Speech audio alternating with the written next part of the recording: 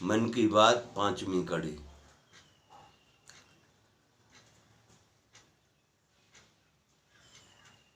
हनुमान जी के मंदिर में बैठे बैठे अचानक हमने पूछा, ब्रह्मचर्य की इतनी कठिन साधना को आपने कैसे किया? ये लोगों को बताएं ताकि जो ब्रह्मचर्य की साधना करना चाहते हैं वो कैसे करें। तब हनुमान जी ने हमें जो समझाया उसे आप भी समझने का प्रयास करें।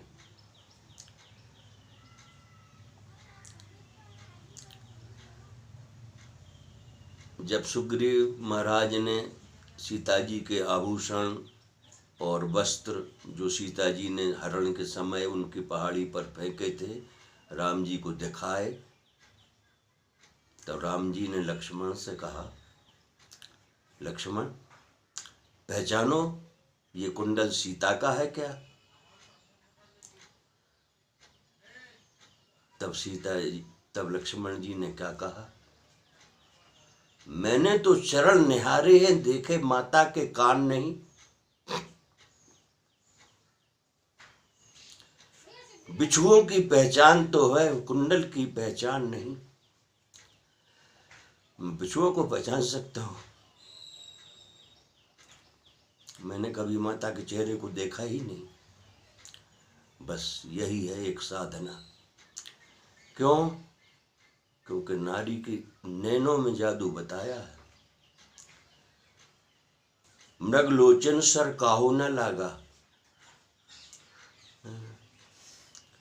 जहां जहां भी उपमा दी है, नारी के नैन, आपने उनकी आंखों में आंखें डाली जैसे आराम। फिल्मी गाने में भी आया है, नैन लड़ गई हैं तो मनवा में कटक हुई वे करी। और एक गाना आया है, तेरी आंखों में वो जादू है, बिंडोर खिंचा आता हूँ, जाना होता है और कहीं तेरी ओर चला आता हूँ। अर्थात नारी के आहट की सूचना आपको लगे तो आपकी नजरें उसके चरणों की तरफ हो, मुख की तरफ नहीं। मुख की तरफ राम जी ने तो देखो क्या गत हुई। चलिए पुष्प वाटिका में, कंकन किंकिन नूपुर धुनि सुनी। कंकन और पायल की आवाज सुनकर बोले राम लखन सन हृदय गुनी। राम जी ने लक्ष्मण से कहा, मानो मदन दुंदुभी दीनी। ऐसा लग रहा है जैसे कामदेव ने अपनी दुंदुभी बजाई हो। अस कही राम बिलोकते ही ओरा।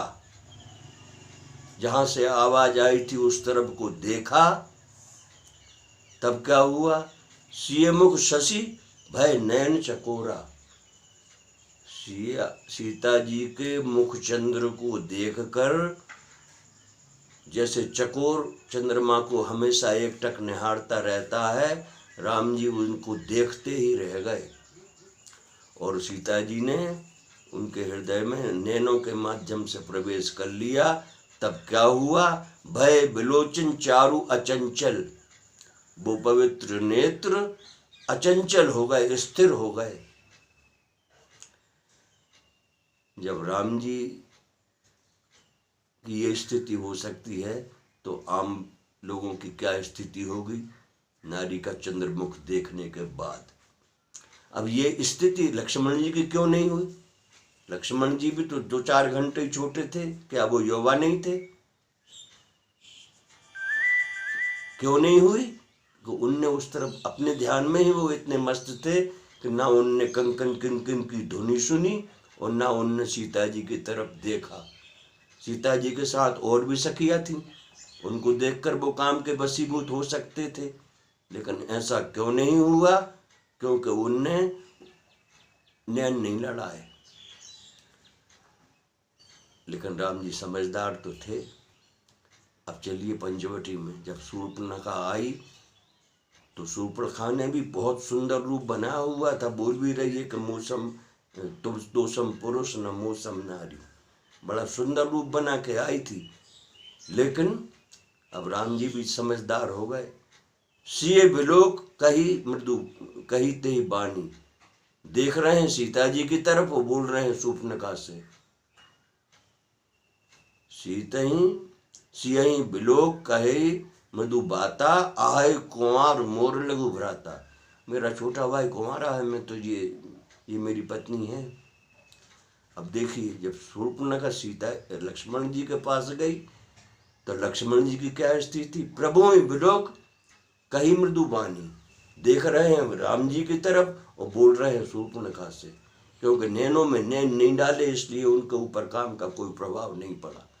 मतलब हनुमान जी ने जो समझाया उसका भावार्थ ये है कि नारी के दर्शन होने के समय आपकी नज़रें झुकी हुई हों, आप नैन न लड़ाएं तो आप उससे बचे रहेंगे।